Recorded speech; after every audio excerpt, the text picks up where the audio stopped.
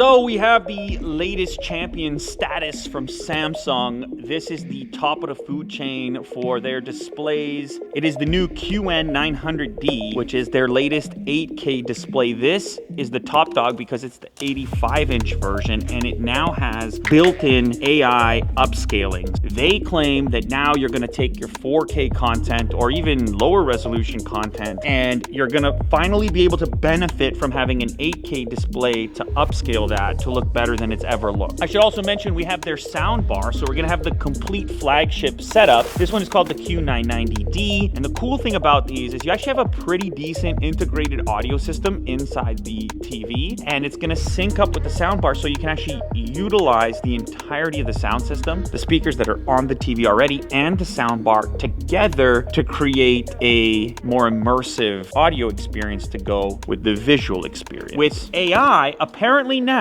we're gonna have a 4K image that actually looks like 8K. Sort of, almost, maybe. Let's set it up and find out. Now, what Samsung does with their flagship models, they try to make them as slim as possible. So when you have these things mounted or even on their stand, they're not just slim in terms of the bezel, which is the smallest it's been on this model, but also the actual profile of the TV it's like a pencil. Now, one of the ways they do this is by creating a connection box that is separate from the actual TVs. And it actually makes things a little easier when you have the display mounted. It can be tough, depending on the type of mount you have, to get access to the back of a TV. So Samsung just says, okay, look, the TV is incredibly thin. You're going to have this connection box, which is separate, and you're gonna have better access to it, and you're gonna get a nicer design because of it. So we have a number of different components here. Now, the other thing to mention about the One Connect box is if you don't want to have it sit separately, that's fine too. You can actually mount it to the top portion of the existing stand, so it can kind of sit behind the TV. In that case, it would act like as if you had the ports directly on the TV, so it has flexibility from that standpoint. I think in most cases, and at least for me, I prefer to have it separate. Just makes accessing those ports a little bit easier, and then you have the singular cable going to this One Connect portion over here. And here is a very short One Connect cable that can go from here into the display if you do have the One Connect box mounted directly to the display. And then we have a slightly longer one here if you want to have it come down into a media console or just mounted somewhere else. It reminds me a little bit of a game console, just way thinner. And I should mention at this point, this display should be great for game consoles as well. It actually is capable of up to 240 hertz refresh, so that's pretty wild. All right, power cable on the side, which is recessed. 4 HDMI ports, including 1 eARC. You can see the little game controller there as well. 2 USB-A ports, another USB-A port here. We have an antenna connection point. Of course, there's also LAN for a wired internet connection. You have optical for audio, and then the One Connect port. So the stand has to be pretty robust, obviously, for an 85-inch TV. I should also mention that if you're looking at Samsung's flagship TVs, there are other sizes available.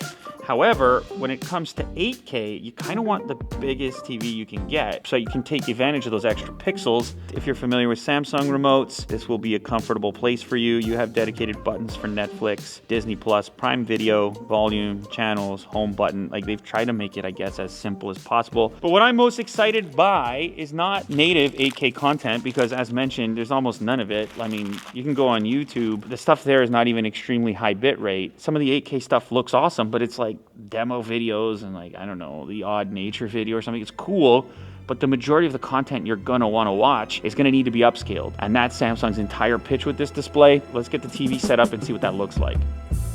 All right, so everything is set up now, including the surround sound, which actually looks pretty good. I like this industrial look. This display is staggering. Like, it is large scale. Obviously, we're looking at an 85-inch display, and it almost seems like it shouldn't even stand up considering how slim it is. And it is slim all the way across. It's pretty wild. I mean, like a finger width? No, less than a finger width. It's like a pencil width. Insanely thin. And one of the ways they're able to achieve that is with the One Connect box. I see that you have it mounted here, Mo. So I'll just pop this piece off, which covers up some of your cabling. So this sort of showcases how you'll run your cables through. Lots of opportunity to connect your different devices, plenty of HDMI ports. So then you go ahead and just slap this piece on, and that just keeps everything looking clean from the rear. Let's go ahead and get our peel, which Mo has saved for me here.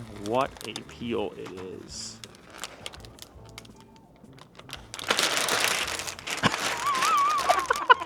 I thought it might be a cool shot. It like landed in front of the lens. So our sound system starts with the sound bar in front, which is gonna cover your front and side channels. And then we've got those rears in the back, which are wireless. They're powered, but wireless communication from the audio system. Nice little indicator light in order to tell you that they're linked up since they are linked wirelessly. They do have some quarter threads if you do want to mount them on speaker stands rather than place them on industrial style cinder blocks, which is what we do. And then the subwoofer is back there as well. That's a pretty substantial subwoofer. The beauty with this Q Symphony setup is that all the audio becomes integrated. The TV and the upgraded audio system can work together, so there's no wasted audio equipment. Ooh.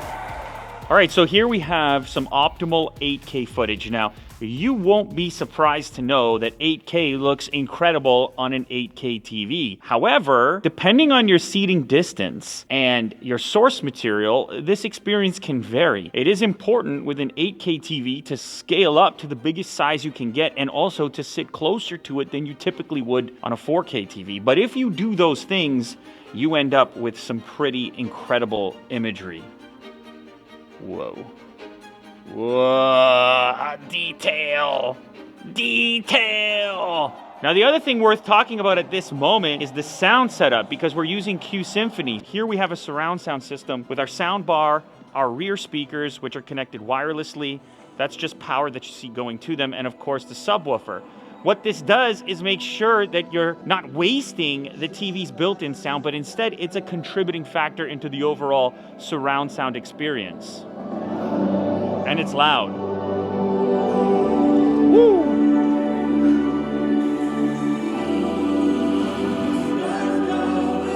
I'm at like 40. Let's go to 100. I'm at like 40.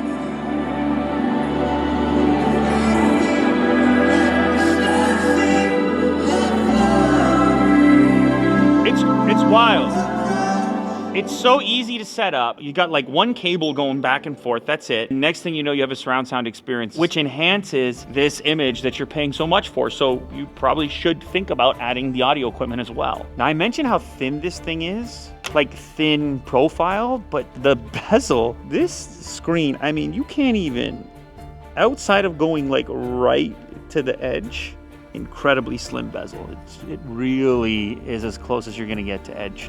I mean, it looks fantastic. Obviously, we're talking about the top dog in Samsung's lineup. We're talking about 8K. We're talking about the best processor that they include in a television. We're talking about extremely slim bezels, so all you're looking at is your image. I'm looking at 8K footage in its optimal setting in order to sort of showcase what the TV is capable of at its extreme. And that's not even talking about the colors, the saturation, the ability to represent the dark right next to the light, where these TVs have made such an improvement through panel technology, but also through processing. And the processing is the next piece worth talking about. In fact, Samsung says that your 4K footage is gonna look 90% as good as your native 8K footage using their new AI upscaling. 4K content, like you might be watching on YouTube, like you might be watching Unbox Therapy, you can see here we're in 2160p. However, we're getting the latest upscaling in order to enhance this footage so it doesn't look low resolution on this display. See, that can be a problem. Your display can get so good that you start to analyze your source material and say, whoa, I'm lacking detail, or this doesn't look as good as the 8K content. Well, obviously it doesn't. But in this case, with this new processor and this AI enhancement, Samsung is stating that you're going to get a lot closer to that 8K experience, even when you're starting with footage that's lower resolution. It's crazy we're calling 4K low res in 2024, but it kind of is when you expose everything through such a sophisticated and detailed display. Also, it exposes our color grading, because I'm red on one angle and white on the other. This is their tech demo to sort of explain what's going on inside. It's called the NQ8 AI Gen 3 processor. Of course, it's got AI in 2024, and AI obviously represents tremendous possibilities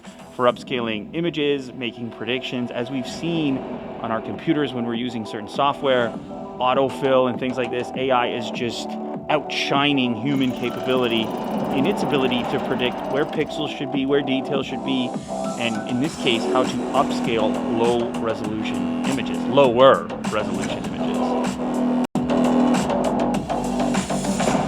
It's kind of wild watching an ad for a TV on that TV that the ad is for, which I've just discovered is the optimal way to view that ad. That's the best way to watch that ad. You need to buy the TV first to appreciate what's so good about your TV. The caliber of visuals that they included as part of that tech demo and then the native file in 8K is very convincing. The big focus here for Samsung is obviously AI when it comes to upscaling, when it comes to motion enhancers. It's all this modern TV tech that you're paying for when you're looking at a flagship model.